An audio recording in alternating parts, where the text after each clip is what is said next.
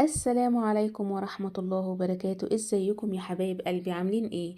يا رب تكونوا بخير وفي احسن صحة وفي احسن حال. لو اول مرة تشوفي قناتي، فضلا منك دعميني واشتركوا في القناة وفعلي زر الجرس عشان كل لما انزل فيديو يوصلك اشعار بيه بإذن الله. كل سنة وحضراتكم طيبين.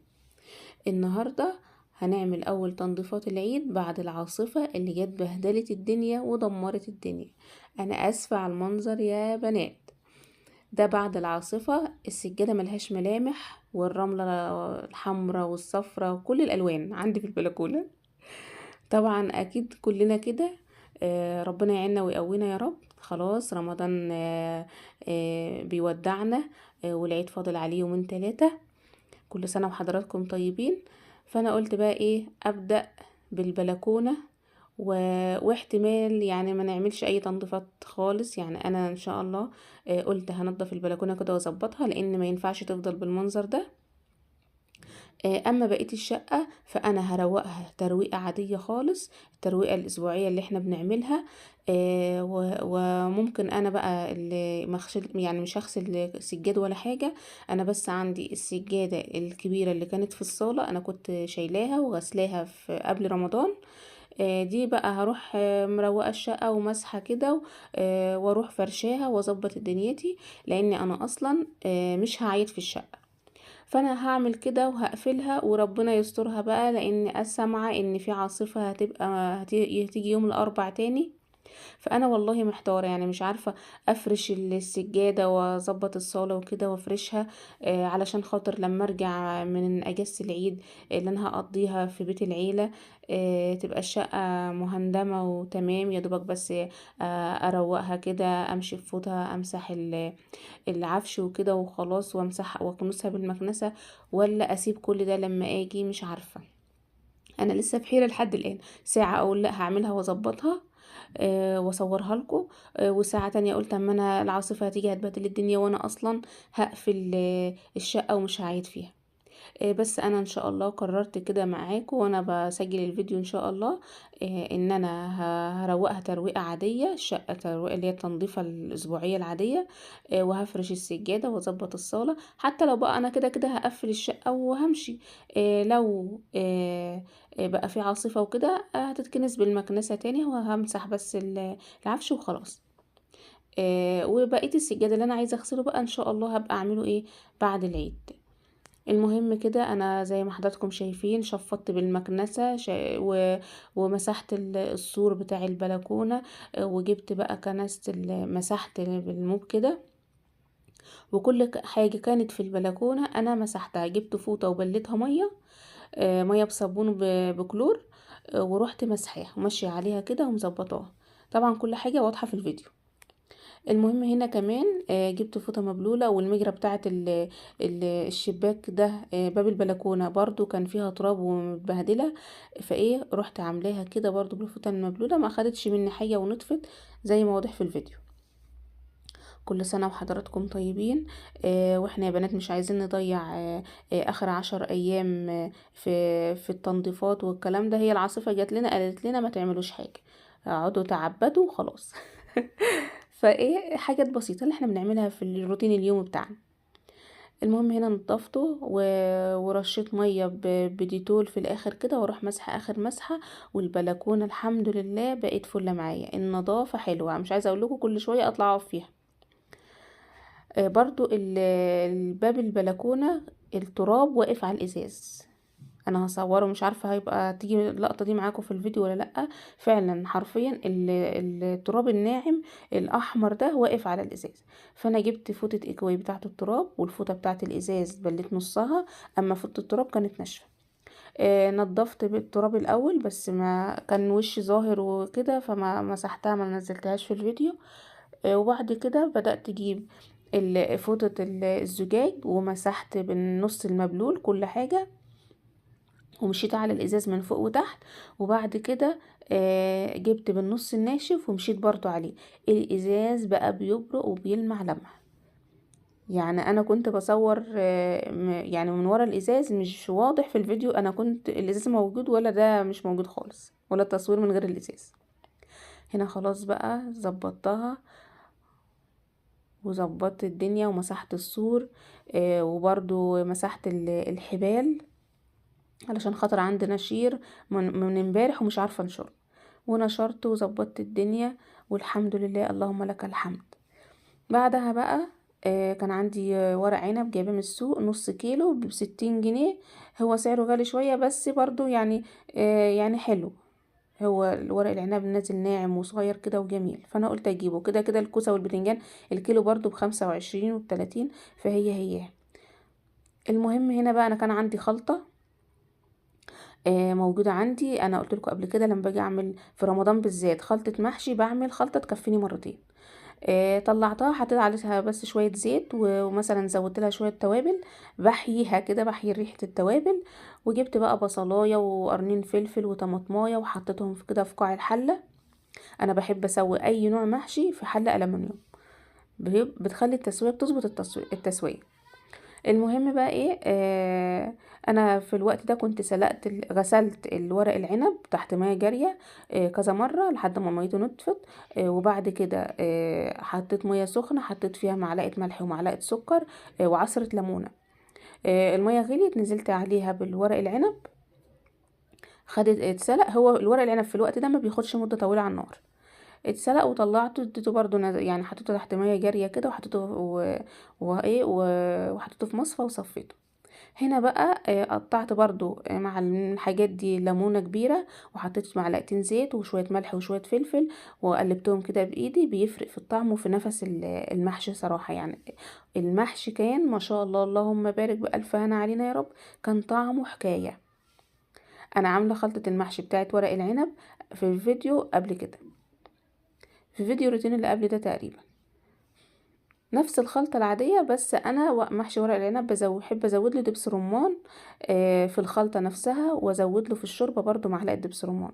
لو مش عندي دبس رمان، انا في المرة دي ما كانش عندي، استخدمت معلقة عسل كبيرة، عسل اسود في الخلطة. بجد بيخلي الطعم تحفة. هو بيبقى مسكر سنة، مع بقى تعصري معاه ليمون، يدي بقى ايه التسكرة والمزازة بتاعت دبس الرمان. فاحنا مش بنقف على حاجة، في بدايل وفعلا بتدينا يعني الى حد ما بنسبة 90% نفس النتيجة. المهم هنا انا بدأت احشي بقى ورق العنب صغنطوط كده وصغير. الورقية اصلا ناعمة وحلوة. هو الورق العنب بيبقى مظبوط لما بيكون في الفترة اللي هو طالع فيها في الاول كده، بيبقى لسه صغير وطري كده لسه طالع، فهم اصلا بيقطفوه علشان خاطر بيبيعوه غالي. بس وقتها بيبقى احسن ورق عنب ممكن تجيبيه وتاكليه. لفها خالص، لفها سهل خالص، مش بتاخد وقت ولا حاجة. انا عملت المحشي ده كله وانا واقفه على الرخام. يعني استسهلت، قلت بقى هم اصلا مش مستاهلين، بدل ما اطلع بره وكده عملتهم وانا واقفه. المهم بقى في اليوم ده برضو البلكونه اخدت مني وقت. وانا كان عندي لحمه مسلوقه في الشوربه بتاعتها. والله يا بنات كنت يعني بروق في الفريزر، لقيت كيلو لحمة ومعاه ماسورة. قلت الحمد لله، فرجت من عند ربنا. طلعتها من قيمة حوالي يومين، سلقتها كلها بقى، ما ينفعش. انا بعمل نص كيلو على قد كل واحد قطعة وخلاص، والدنيا بتمشي. المهم ايه، سلقتها كلها. وعملت يومها فتة بصلصة كده مع الرز ومع الشوربة واللحمة. وسخنت رغيفين عيش، كان طعمها حكاية. سبت بقى، عدى تاني يوم عملت اي اكل كده، عديت اليوم واليوم اللي بعده بقى ايه، عندي طبعا الخلطة وعندي ورق العنب. المحشي ما فعلا حرفيا ما خدش مني وقت. هما يا دوبك الوقت اللي اخده مني ان انا سلقت ورق العنب وحشيته وخلاص. هنا بقى ده اللي بقى من الشوربة واللحمة. سقيت المحشي كده اخر سطر، ما بتوصلوش المية يا بنات عشان المحشي معاكي ما يبقاش معجن ويبقى مفلفل. بسويه 10 دقايق على نار عالية، وبعد كده اسيبه لمدة 40 دقيقة على نار هادية خالص. هتاكلي احلى محشي. ربنا يحسن ما بين ايديك يا رب. لو وصلت معايا هنا ما تنسينيش في اللايك والاشتراك في القناة، وكل سنة وحضراتكم طيبين. المهم هنا اهو انا سقيته وهنا بقى بعد ما تشرب حوالي 10 دقايق ربع ساعة، رحت جايه موطيه عليه خالص وسايباه. هو كده بيغلي وتشرب اهو، بهدي عليه النار ورحت سايباه. وبرضو زودت الشوربة شوية مية، وخليتها تغلي معايا غلوتين. وكان نفس اللحمه دي ما شاء الله، كنت قلقانه منها عشان بقالها مده في الفريزر، انا اصلا كنت ناسياها ما خدتش بالي منها. وعملت شويه لسان عصفور،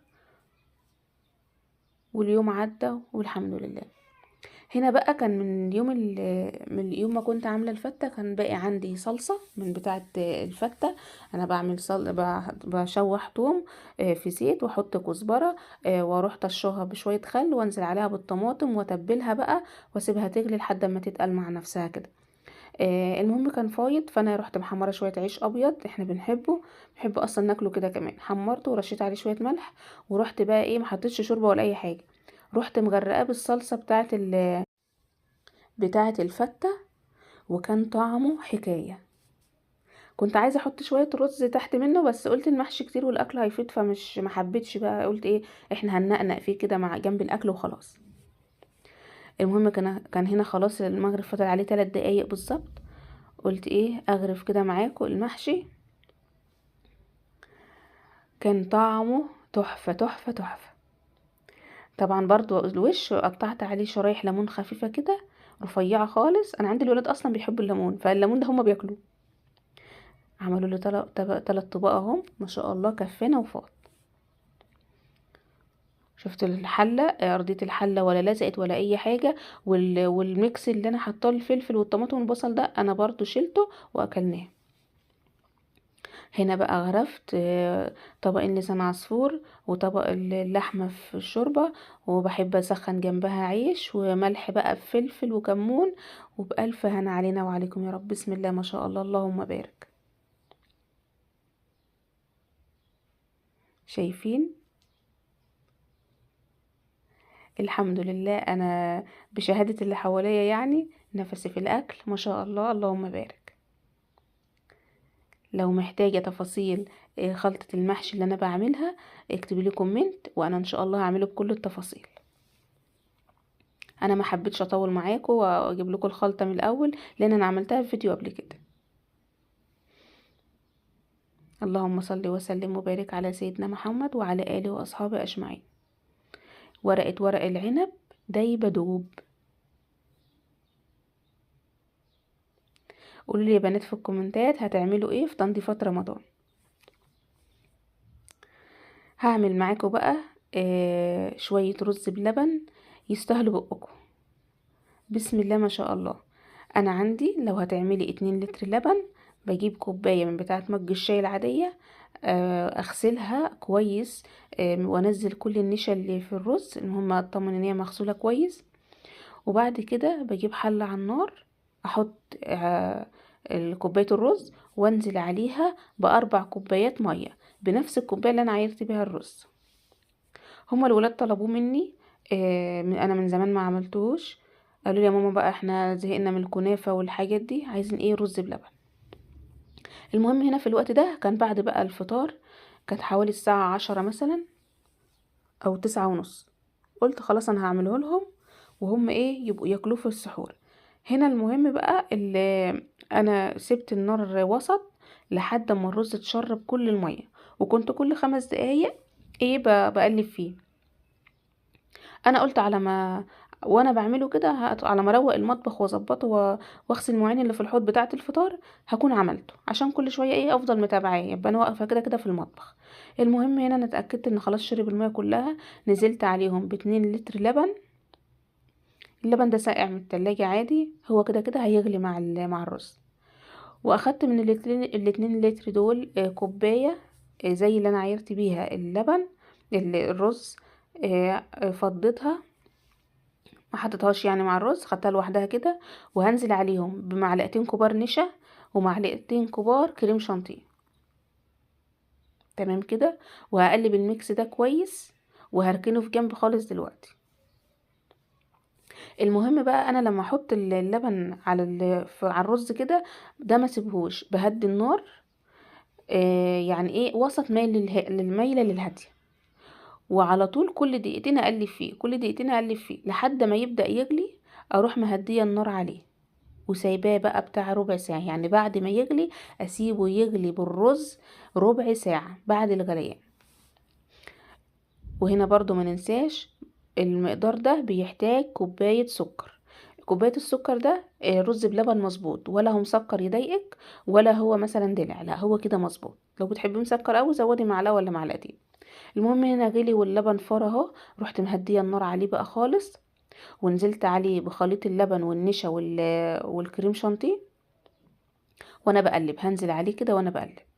شايف اللبن بيغلي مع الرز ازاي؟ الرز بلبن يا بنات والمهلبية من العادات اللي انا متعودة عليها من صغري. الحاجات دي لازم تتعمل يوم الوقفة بالليل. انا مش عارفة يعني عندكم كده برضو ولا لا. مهلبية هي يعني، وانا صغيرة كانت مهلبية، بس انا ولادي ملهمش قوي في المهلبية، اللي هي المهلبية اللي هي بتبقى اللبن وبتحط عليها نشا وتربط وكده. هنا قبل ما ننسى برضو حطيت ظرف فانيليا، وهدي النار واقلب واسيبه كده ربع ساعة تلت ساعة كمان لحد ما اتأكد ان الرز استوى وداب تماما. المهم بقى هكلمكم على عادات يوم العيد. يوم الوقفة بقى بيتعمل المهلبية دي. انا ولادي بيحبوا الرز بلبن، فانا بعمل لهم الرز بلبن مكان المهلبية. حتى وفضيها في اطباق اصغر من كده، من اللي انا هتشوفها معايا دلوقتي، اطباق بغطا وكده، بحيث برضو لو حد جالي من اهلي او قرايبي او كده بقدم لهم منه. بس انا بقى عشان مش هعيد في شقتي، هنزل اعيد في بيت العيلة يعني، آه، عند زوجي وكده. فقلت اعمله للولاد بقى طالما هم طلبوه وخلاص. كان احنا يعني كان يوم 26، ليلة 26،